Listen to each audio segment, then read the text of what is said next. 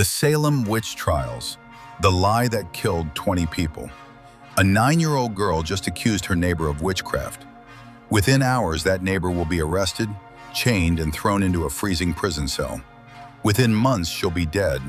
And here's the truly terrifying part. The girl was lying. She knew it. Everyone around her knew it. But no one could stop what came next. This is the story of how a small lie in a tiny village spiraled into mass hysteria that killed 20 innocent people. But it's also the story of something far more disturbing, how quickly normal people can become monsters when fear takes control. Welcome to Salem, Massachusetts, 1692. And I need to warn you, this story doesn't have a happy ending. January 1692, Salem Village. Two girls are having fits. 9-year-old Betty Parris and her 11-year-old cousin, Abigail Williams, are screaming, convulsing, throwing things, contorting their bodies into impossible positions. They're crawling under furniture, making strange sounds, claiming invisible hands are pinching them. The local doctor examines them. He finds nothing physically wrong. So he gives the diagnosis that will doom an entire community. The evil hand is upon them, witchcraft. But here's what really happened, and this is where the double story begins. While everyone saw possessed children, what they were actually watching was something far more human, bored girls playing a dangerous game. Betty and Abigail had been experimenting with fortune-telling with their Caribbean slave Tituba. They were trying to see who they'd marry, what their futures held, typical teenage stuff. But when Betty's father, Reverend Samuel Parris, caught wind of what they'd been doing, the girls panicked.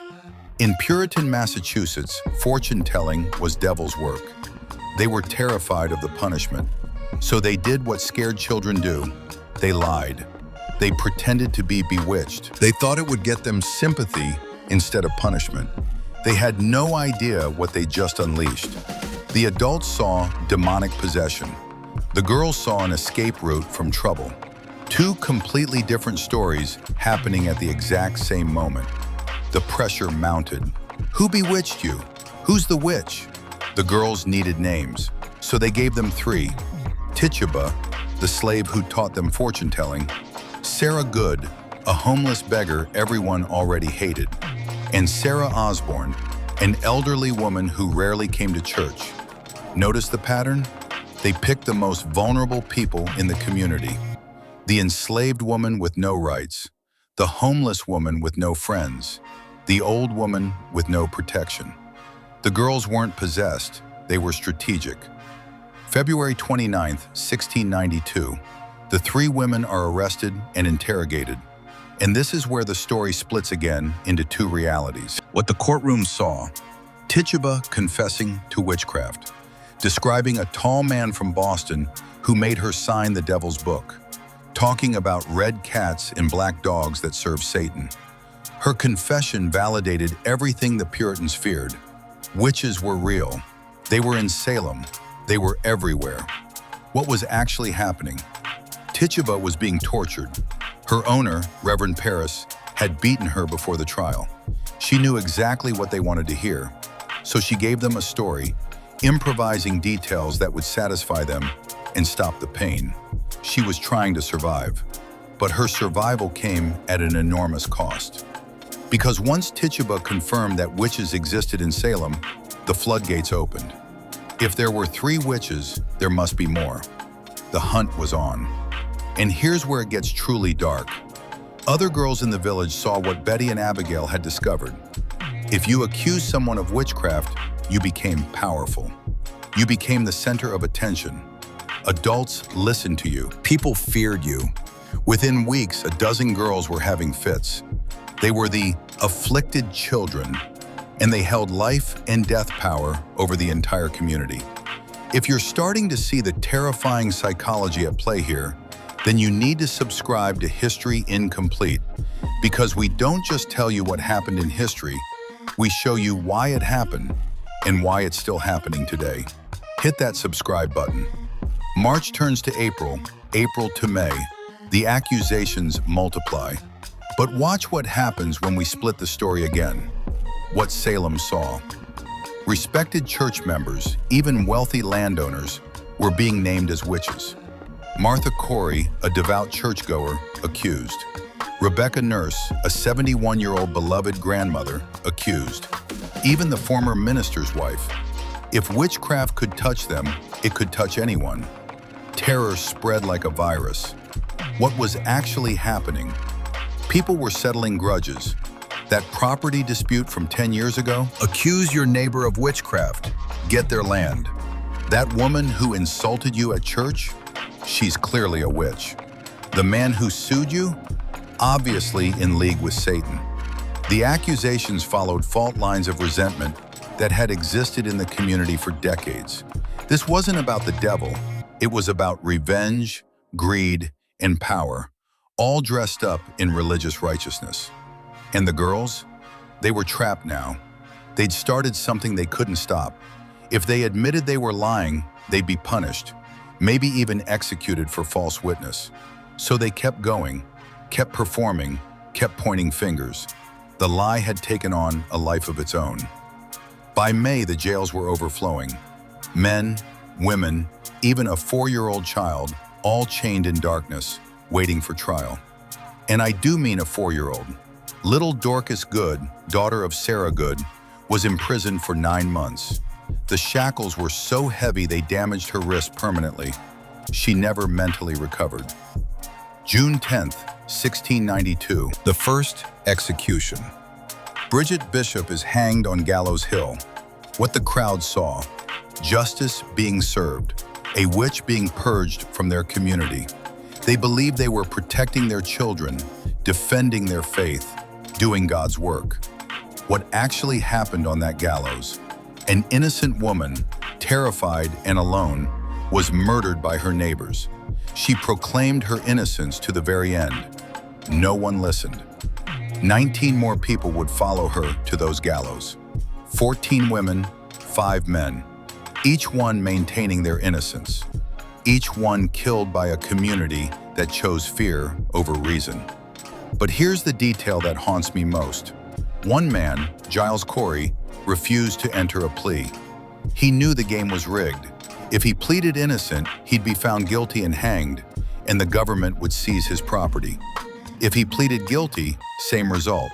So he said nothing, and they tortured him. They laid him on the ground and piled stones on his chest, slowly crushing him, trying to force a plea. For 2 days they added stones. His last words, as his ribs were breaking: "More weight." He died without pleading, which meant his sons-in-law inherited his land. Even in death, Giles Corey beat the system that was trying to break him. What Salem saw: a defiant witch refusing to confess. What actually happened: an 80-year-old man choosing an agonizing death to protect his family's future. He was a hero. They called him a monster. By September 1692, the accusations were spiraling out of control. The afflicted girls started naming people in Boston. They accused the governor's wife, and that's when the powerful finally paid attention. Suddenly, important people were asking questions. Wait, are we sure about this spectral evidence thing? Should we really be executing people based on teenage girls saying they saw someone's spirit attacking them in a dream? October 1692, the governor shuts down the court of Oyer and Terminer. The trials stop. By May 1693, everyone still imprisoned is released. And here's the final split story, the one that might be the cruelest of all. What Salem told itself: we were under attack by the devil. We defended ourselves. It was unfortunate that some mistakes were made, but we acted in good faith. What actually happened: a community murdered 20 of its own people, tortured dozens more, traumatized children, destroyed families, and ruined lives. And they did it willingly, eagerly even. There was no devil in Salem, just people making terrible choices. Some of the girls later recanted. Ann Putnam Jr., one of the primary accusers, issued a public apology years later. She claimed she'd been deluded by Satan.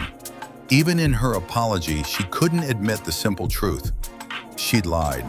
She'd known she was lying, and people died because of it.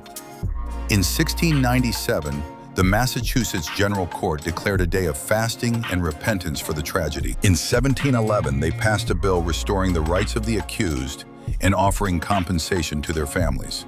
25 pounds per victim. That was the price they put on the lives they destroyed. But here's what terrifies me about Salem and why this story matters today. Every single person involved thought they were doing the right thing. The judges thought they were protecting the community. The witnesses thought they were telling the truth. The crowds at the executions thought they were seeing justice. They weren't evil people who woke up one day and decided to murder their neighbors. They were normal people who got scared, who trusted the wrong leaders, who valued conformity over questioning, who chose certainty over doubt. The Salem Witch Trials weren't about witchcraft. They were about what happens when fear becomes more powerful than facts. When accusations replace evidence, when questioning authority becomes dangerous, when protecting your reputation matters more than protecting the truth. In Salem, all it took was two scared girls, a community primed for panic, and leaders who were more interested in appearing strong than being just. Within months, 20 people were dead. And if you think it couldn't happen today, you haven't been paying attention. The details change, the technology changes, but the psychology, that stays exactly the same. Fear, lies, power, revenge, all wrapped in the language of righteousness. That's why you need to subscribe to History Incomplete. We're not here to make you feel good about the past. We're here to make you think about the present, because the lessons of Salem aren't locked in 1692. They're screaming at us from every moment of human history. Don't let fear make you cruel. Don't let lies go unchallenged. Don't assume the crowd is right just because it's a crowd. The people of Salem eventually realized what they'd done. They issued apologies, they erected memorials, they taught their children about the horror they'd created. But 20 people stayed dead. You can't apologize someone back to life. So here's my question for you. When fear comes knocking on your door, dressed up as righteousness and demanding you join the hunt, what will you do? Will you be the person who asks questions? Or will you be the person who adds more weight? Thanks for watching. I'll see you in the next one, where we dig into another dark chapter of history that has way too much to teach us about right now.